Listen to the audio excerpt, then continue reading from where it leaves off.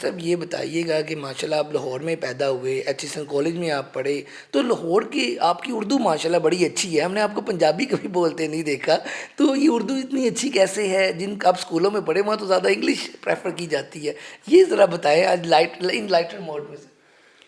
جی اردو کا شوق بچپن سے تھا. پھر یہی اچھا، میں کہوں گا ہمیں بہت کچھ جو ہے وہ اپنے والد صاحب سے۔ والدین کا ایک آپ کے جھلک والد ہے. صاحب بھی ایک بڑے وکیل تھے۔ جی ایسا ہی ہے، بہت محنت کی انہوں نے، بہت نام کمایا اور بہت ہی وہ دسترس رکھتے تھے قانون کے ہر شعبے پر.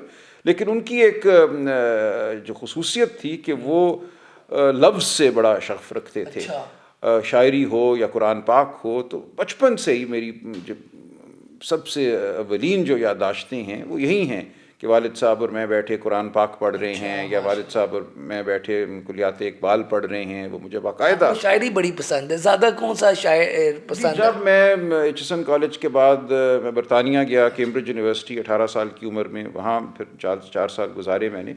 تو جب میں گیا تو وہاں پھیل گئی یہ بات کہ اس کو پورا کلام اقبال زبانی یاد ہے، جو کہ اچھا حقیقت تھی. مجھے اچھا، پوری کلیات اقبال کیا اس بات وقت ہے! اردو کم از کم زبانی یاد تھی، اور فارسی کے بھی بہت حصے مجھے ازبر تھے.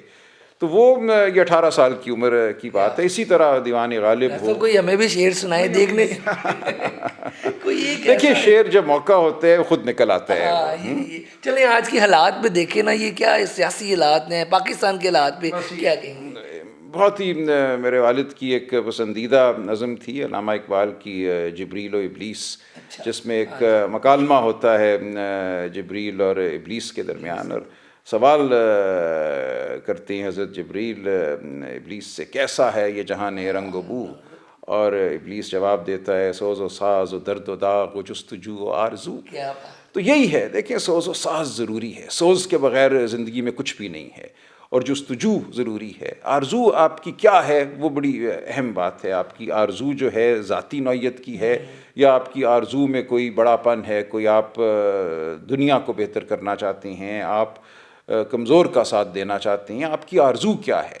تو وہ ایک ہمیشہ ایک سوال رہتا ہے کہ آپ زندگی میں تمنا کیا کرتے ہیں. سر ماشاء اللہ آپ گولف بھی کھیلتے ہیں، تو سیاست بھی کرتے ہیں، وکالت بھی کرتے ہیں، اس کے علاوہ اور کیا ہابیز ہیں آپ کی؟ یہ دیکھیں میرا سب سے بڑا تعلق زندگی میں کتاب کے ساتھ ہی ہے. ماشاء اللہ یہ تو بیسٹ۔ یہ ایک بالکل بچپن سے، پھر یہی والد صاحب کے توسط ہوا.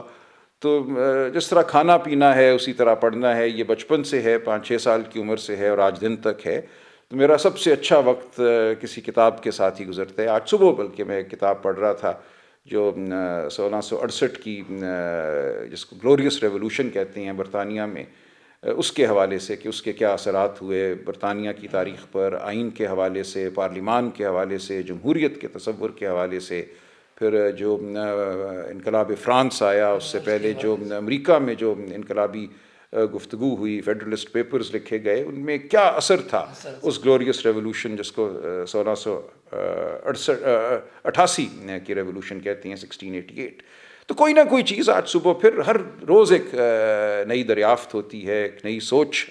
آپ نے خان صاحب کو بھی بکس کا پھر گفٹ؟ بالکل، میں ہر ہفتے جب ان سے ملتا ہوں تو وہ خود نہیں، ان کی بہنیں بھی، دیگر احباب بھی ان کو کتابیں دے رہی ہیں اور وہ بہت پڑھ رہی ہیں. اچھا، تو آپ میرا نے بھی کوئی گفٹ کی ہے، کوئی کتاب دی ہے؟ میں عرض کروں، جب میں خان صاحب سے ملا ایک عرصے کے بعد، جیسا کہ میں نے کہا ستمبر 2022 میں، تو خان صاحب نے چھوٹتے ہی، میں بنی گالہ ان کے دفتر میں داخل ہوا، 8 سال کا وقت شاید گزر چکا تھا. آخری بار میری ان سے ملاقات 2014 میں ہوئی تھی.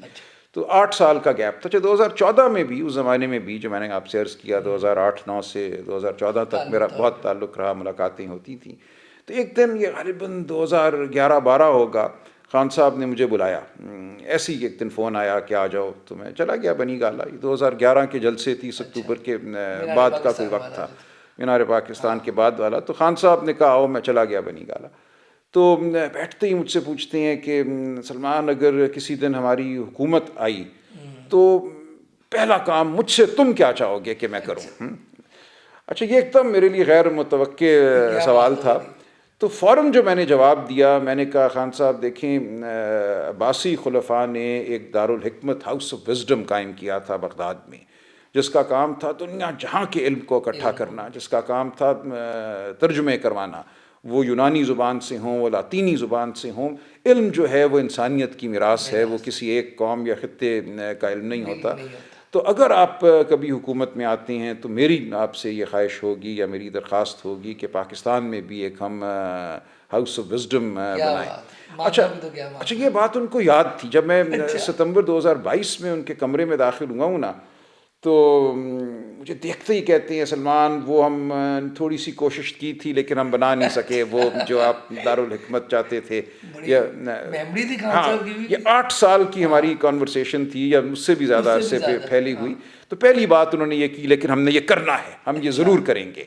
تو وہ ان کا حوصلہ عزم تب بھی بڑا واضح تھا، غیر متزلزل تھا کہ ہم نے اس ملک میں علم کو فراہم کرنا ہے. ہم نے اس ملک کے جو عام شہری ہیں ان کی زندگیوں کو بہتر کرنا ہے ہر لحاظ سے، جسمانی طور پہ بھی، ذہنی طور پہ بھی، اور اس ملک کو ہم نے اکٹھا کرنا ہے.